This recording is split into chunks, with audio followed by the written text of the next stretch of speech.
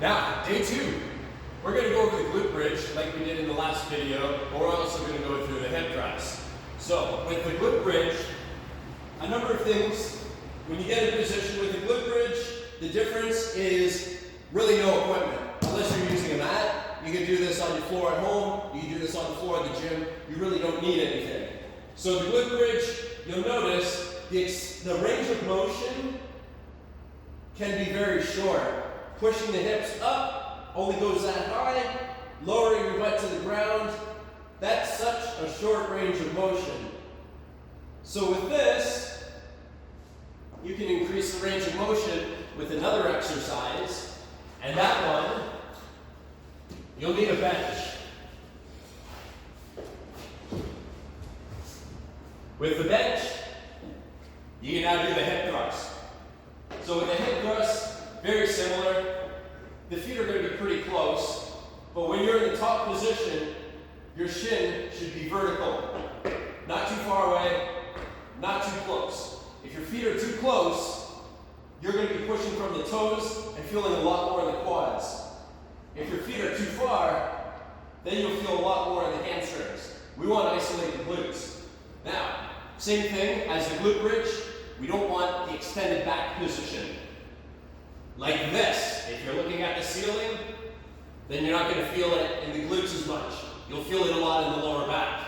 Roll the head and shoulders forward, and as you push the hips up, now I can feel it burning in the glutes.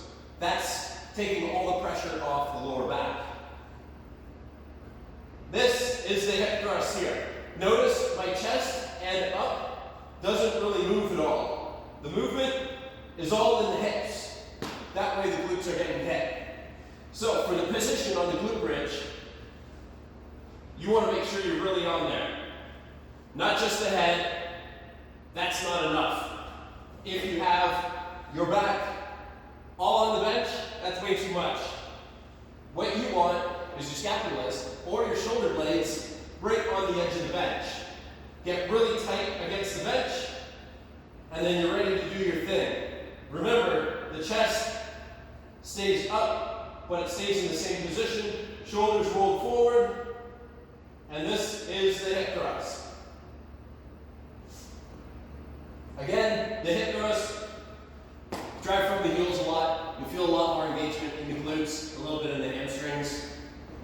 So the difference between the two, the glute bridge, short range of motion.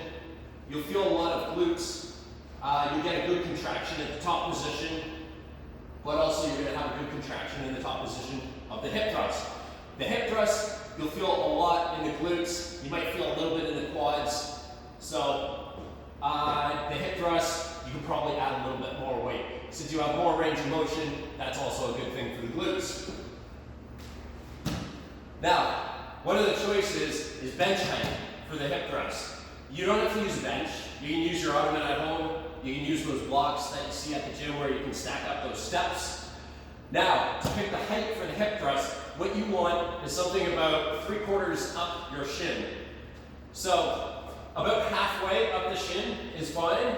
Anything that's really close to your knee, or at the knee, or even taller than the knee is not wanted. In that case, we're going to pick something about 3/4 of the way up the shin. For me, this is perfect. If you have a shorter torso, this might not be perfect. It'll be a little bit too tall. Somebody with a longer torso, therefore, gets a taller bench.